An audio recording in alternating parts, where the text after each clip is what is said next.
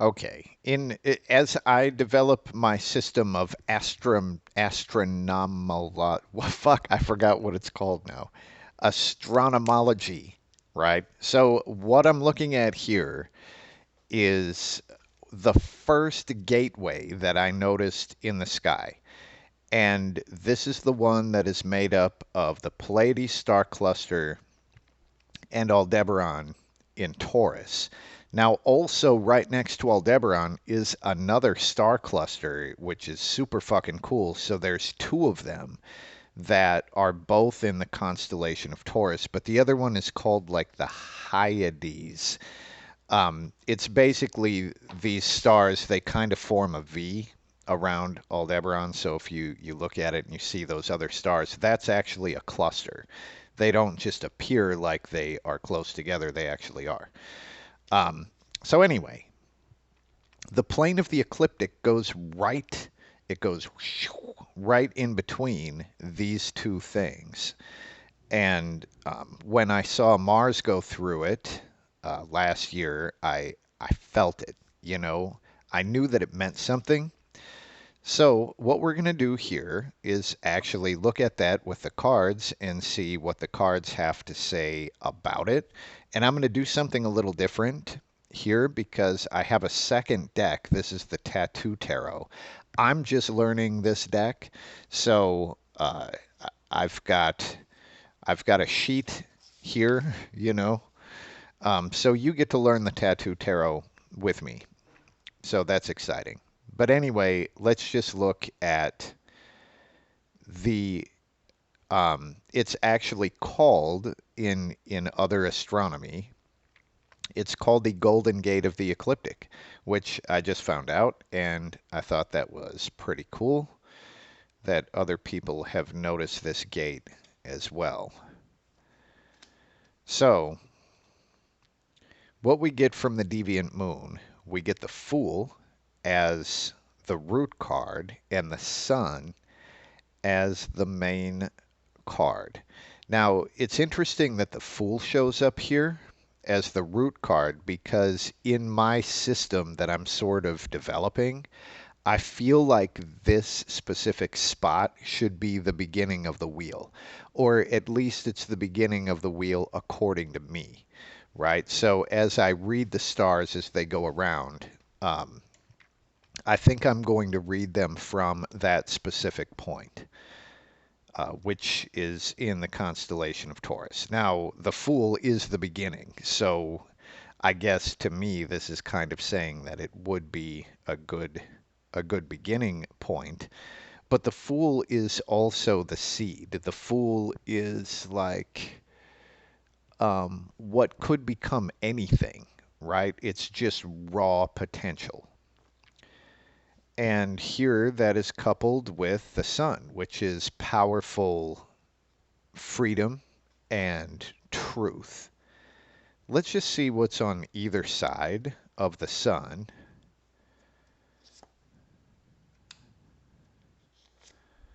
Oof, we got two of them that want to come out over here. All right. So the Sun is this powerful, like, force of truth, right? And here, I mean, I was putting something on either side, but to kind of see in the card, you've got these two figures that are coming together and just seeing what that would be, or like more to find out about what these energies are. So the reverse 10 of cups, it's interesting because this is the happy reunited family, but when the 10 of cups is reversed, it's kind of like the family that is forced together and they don't really want to be together. So it would show kind of the opposite of emotional stability um, in an environment, right? And here on the other side, we've got this Knight of Pentacles, which is like pattern, structure, discipline. It's like doing the same thing over and over again. Um, very sort of mundane and earthy energy, and that is combined with a Nine of Swords, which is anxiety. I, these cards that I just pulled to find out more about the sun don't make the most sense to me because these two are almost opposites, right? And maybe that's what we have going on here is a blending of just fundamentally opposing energies. But here the person is kind of freaking out. They're like worried. It's anxiety. They're thinking about something that they're not doing anything about. And the Knight of Pentacles is all action. Like the Knight of Pentacles isn't thinking about shit. They're only doing things, right? Um, this could be like a past present sort of thing, or this sort of anxiety moves into discipline, which I mean the Knight of Pentacles would be a strong, strong medicine for the Nine of Swords, right? If you're in one of these situations, then this might be where the new pattern is born. Um, and here it could be about truth and freedom when it applies, especially to family type situations or at least in your environment, things that are emotional drags or things that kind of, instead of being supportive of you emotionally, things that are maybe trying to fuck with you emotionally. And the power of the sun might be what burns that away.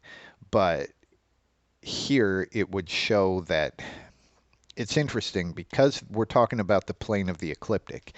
Each one of the planets and the sun and the moon, they all go through here. So they would all go through the spot um, in Taurus. They would all go through it. So then I guess the other planets kind of this energy would hit them. Let's just see what the Tattoo Tarot has to say about this. And we get the main card as a Six of Cups. Well, that's fascinating. The card that was on the bottom of the deck was the Seven of Cups.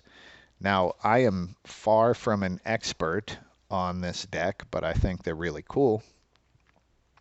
Now, the Seven of Cups, it's basically about illusions and um, fantasy. It's really showing how things are not necessarily the way they appear.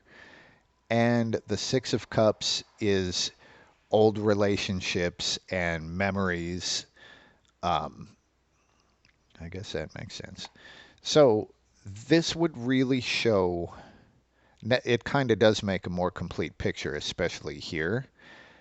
But this might be the power in the sun to burn away our false memories, the false images that we have of things that have happened in the past.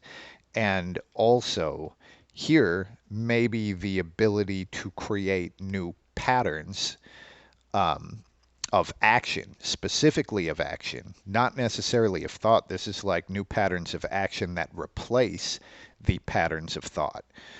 Um, but it looks like the sun really might be involved in burning away illusion. Now, the way that this would be useful, let's say Venus is moving through here, which actually happened not that long ago. So let's say Venus moves through this golden gate of the ecliptic. So Venus having to do with like relationships and love or whatever. I mean, ultimately, this is going to depend on your interpretation of the planetary energy. But as that moves through, then in say relationships and love, then you could apply these other things, right? You could burn away the falsehoods and maybe really like, especially with trauma, really traumatic memories. This could help burn away some of the bullshit because all memories get warped through time. That's just how they work. And some of the illusion can be burned away and truth can be left. And that's how we actually can work through that stuff. And over here, any sort of negative relationship thoughts, thought patterns could be replaced with patterns of action. And then if we take it through the different planets, with Mars, it would be like the territorial sort of energy, and you could apply these concepts the same way.